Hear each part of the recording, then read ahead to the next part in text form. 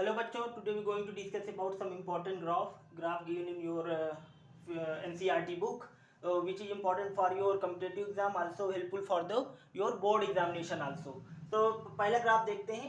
पहला बेटा जो ग्राफ है, this is graph represent the menstrual cycle and that level of hormones that is called anterior pituitary hormone. You can say anterior pituitary hormones. They are anterior pituitary hormones. तो anterior pituitary से बहुत सारे hormone निकलते हैं, उनमें से ये एक है एफएसएच और एलएच. सो एंटीरियर पिट्यूटरी जो हार्मोन है, इसको कौन सा हार्मोन स्टिमुलेट करता है? इसको स्टिमुलेट करता है बेटा जीएनआरएच. कौन स्टिमुलेट करता है? जीएनआरएच. इंपॉर्टेंट पॉइंट है. जीएनआरएच बेटा कहाँ से निकलता है? इसका नाम है गोनेडोट्रोपिक रिलीजिंग हार्मोन. ये निकलता है बेटा हाइपोथैलेमस से, जो स्टिमुलेट करता है पिट्यूटरी ग्लैंड को. और किस पार्ट को? एंटीरियर पिट्यूटरी को, to secret the gonadotropic.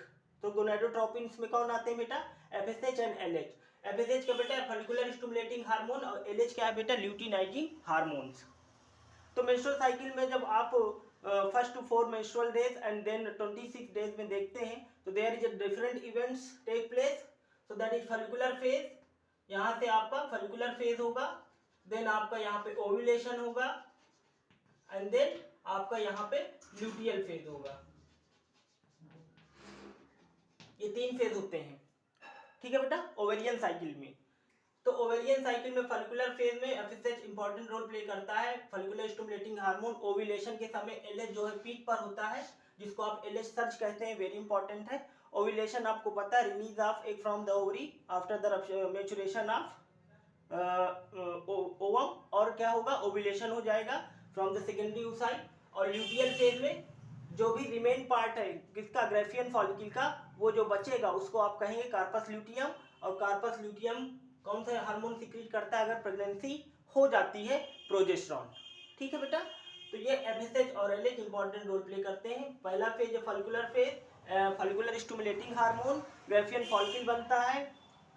Ovulation, Graafian follicle rupture हो जाता है. ग्रेफियन फॉलिकल आपको पता है, मैच्योर फॉलिकल को ग्रेफियन फॉलिकल कहते हैं. Theca sterna, theca interna, antrum fluid cavity होती है, उसमें एग होता है.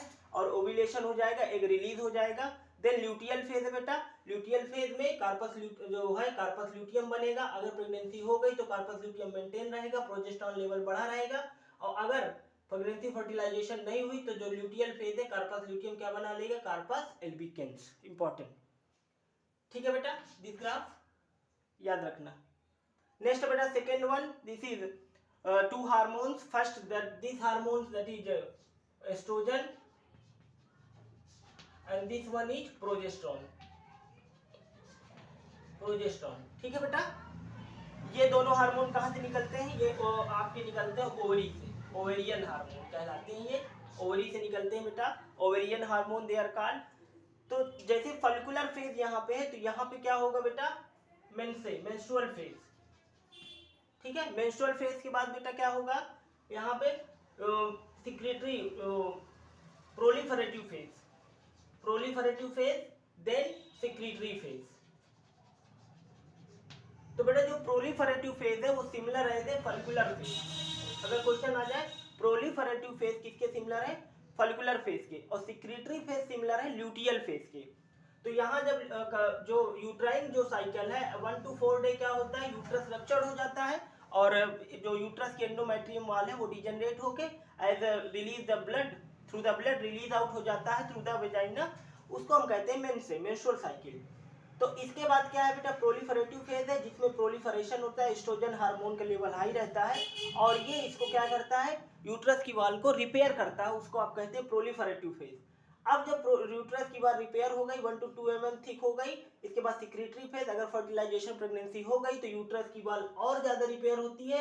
और यहाँ पे जो हार्मोन है एफएसएच और एलएच, वो प्रोजेस्टेरॉन पीक पे होता है. और प्रोजेस्टेरॉन को कौन मेंटेन करके रखता है? LH. LH act on the corpus luteum और प्रोजेस्टेरॉन लेवल को बनाए रखता है. और ये यूट्रस की वॉल को और ज्यादा थिक कर देता है, 2 से 3 mm, जो इम्प्लांटेशन के लिए इंपॉर्टेंट है. क्लियर है बेटा? तो यहाँ पे जो यूट्राइन साइकिल है, ओवरियन जो हार्मोन्स है, यूट्राइन साइकिल में मेंस्ट्रुअल फेज, प्रोलिफरेटिव और secretary phase. Proliferative phase similar है फॉलिकुलर फेज और सेक्रेटरी फेज. ओव्यूलेशन आपका 14वें दिन में होता है.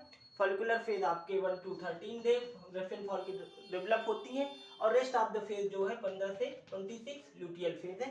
सिमिलर है सिक्रीटरी फेज। क्लियर है बेटा दोनों graph? These are two graphs. Next है बेटा, ये आपके एज पिरामिड है। ये जो आपका एज पिरामिड है ये आपको कहते हैं, इसको कौन सा, एक्सपेंडिंग। ये कैसा है, एक्सपेंडिंग एज पिरामिड है। ये आपका बेटा कैसा, स्टेबल है। और ये वाला बेटा कैसा, डिक्लाइनिंग है। तो 3 एज पिरामिड है आपके। जो आपका एक्सपेंडिंग एज, ये आपकी कैसी फेज है, प्री रिप्रोडक्टिव, रिप्रोडक्टिव और पोस्ट रिप्रोडक्टिव। इंपॉर्टेंट है, पहले प्री रिप्रोडक्टिव, फिर रिप्रोडक्टिव, फिर पोस्ट रिप्रोडक्टिव। ये कैसा शेप आपको दिख रहा है, जो अगर क्वेश्चन आ जाए कि जो एक्सपेंडिंग है उसका शेप कैसे, तो आप बताओगे that is triangular shape. Stable that is look like bell in shape, and that declining look like urn in shape. Very important shape आपको याद रखने हैं। देन प्री रिप्रोडक्टिव प्रोडक्ट, इसमें जो एक्सपेंडिंग उसमें क्या होता है बेटा, नंबर ऑफ यंग इंडिविजुअल्स, मतलब जो प्री रिप्रोडक्टिव फेज है, बर्थ रेट है वो हाई होती है, natality rate is higher than the mortality rate, number of young individual is more than the number of old individual. तो पॉपुलेशन रेट कैसी होगी, इसमें ज्यादा होगी, इसको कहते हैं एक्सपेंडिंग। स्टेबल में बेटा नंबर ऑफ जो प्री और पोस्ट रिप्रोडक्टिव स्टेज है वो इक्वल होती है, नंबर ऑफ नैटिलिटी और जो नंबर ऑफ यंग और ओल्ड इंडिविजुअल इसमें इक्वल होते हैं। किसमें, स्टेबल में, मतलब डेथ रेट और बर्थ रेट दोनों सेम होती है, इसलिए जो नंबर है वो सेम होते हैं बेल इसमें, स्टेबल में। नेक्स्ट बेटा डिक्लाइनिंग, डिक्लाइनिंग में जो नंबर ऑफ ओल्ड इंडिविजुअल है more than number of young individual, मतलब जो मोर्टेलिटी रेट है नंबर ऑफ यंग इंडिविजुअल्स की मोर देन है, ज़्यादा है देन दी ओल्ड इंडिविजुअल। बात समझ रहे हैं? तो इसमें डिक्लाइनिंग हो जाएगी, पॉपुलेशन रेट, पॉपुलेशन जो साइज है वो डिक्रीज हो जाएगा, क्योंकि नंबर ऑफ यंग इंडिविजुअल की डेथ रेट ज़्यादा है। तो ये तीनों इंपॉर्टेंट है, ठीक है। नेक्स्ट है बेटा आपका फोर्थ वन। फोर्थ आपका बेटा ये ग्रोथ कर्व्स है। ये क्या है आपके, ग्रोथ कर्व।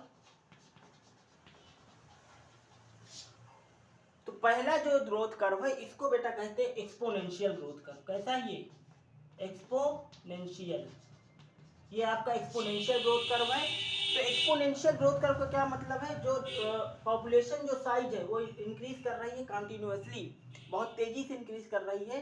और D N D T R N, D N density, time T, और आर बेटा यहाँ पे क्या है, आर यहाँ पे है आपका इंट्रिंसिक फैक्टर, इंट्रिंसिक फैक्टर है बेटा आर, ठीक है, इंट्रिंसिक फैक्टर है। एन आपका पॉपुलेशन साइज हो गया, D N D T R है, ठीक है। तो ये डेंसिटी है, डी आपकी क्या है, density, density of population, density of population time T, intrinsic factor. अब ये बेटा इसका जो शेप है वो जे शेप है, जो एक्सपोनेंशियल ग्रोथ कर्व है ये जे शेप है। तो जो रिसोर्सेज इसमें होते हैं अनलिमिटेड होते हैं, there is no competition between the individuals. और जब कंपटीशन नहीं होगा, रिसोर्सेज अनलिमिटेड हो गए, तो they have reproduce with their high potential, और पॉपुलेशन साइज बहुत तेजी से इंक्रीज करेंगे, क्योंकि इनके बीच कोई भी कंपटीशन नहीं है, रिसोर्सेज अनलिमिटेड हैं। तो कैरी जो उनकी कैपेसिटी होती है उससे उसी हिसाब से ये रिप्रोड्यूस करेंगे to young individual, that is exponential growth curve. अब बेटा लॉगिस्टिक ग्रोथ कर्व क्या है, पहले धीमे से रिप्रोड्यूस करेंगे, फिर तेजी थोड़ा यहाँ पे लैग लॉग, और फिर स्टेशनरी फेज। तो जैसे ही ये ज़्यादा जो है ओरिजिनल है, नेचुरल है ये ग्रोथ कर्व। कौन सा, लॉगिस्टिक। अगर क्वेश्चन आ जाए मोस्ट एक्सेप्टेड ग्रोथ कर्व कौन सा है और कौन सा ज़्यादा रिलायबल है, तो लॉगिस्टिक आप बताएंगे। तो यहाँ पहले लैग फेज होता है, फिर लॉग होता है, फिर स्टेशनरी होता है। तो धीरे धीरे पॉपुलेशन साइज बढ़ती है, और जब रिसोर्सेज जो पहले होते हैं, when the population size increases, competition between the individual resources decline होने लगते हैं, डिप्लेनिश होने लगते हैं, और there is a competition between the individual. जब रिसोर्सेज खत्म हो जाते हैं तो स्टेशनरी फेज में आ जाते हैं, और पॉपुलेशन साइज धीरे धीरे स्टेशनरी से फिर डेथ की ओर चली जाती है। तो this is logistic growth curve, when there is a limited resources and competition between the individual. बात समझ रहे हैं बेटा? और यहाँ पे D N D T R N, तो ये क्या है बेटा, के क्या है, के बेटा आपका कैरिंग कैपेसिटी है, कैरिंग कैपेसिटी। अब इसका शेप कैसा है, एस शेप। तो शेप आपको याद रखना है, ये फार्मूला अगर दे दे D N D T R N ये किसका है, तो आप बताओगे एक्सपोनेंशियल ग्रोथ कर्व का है। और D N D T R N के माइनस एन के किसका है, तो आप बताओगे लॉगिस्टिक का है। कि यहाँ पे carrying capacity, R intrinsic factor है, डी डेंसिटी है, एन आपका population size, T time T है बेटा, और ये बेल्स, और ये सारे ग्रोथ कर्व आपको जितने भी कर्व बने हैं अच्छे से प्रिपेयर कर लेंगे तो एग्ज़ाम में मदद मिलेगी। Thank you.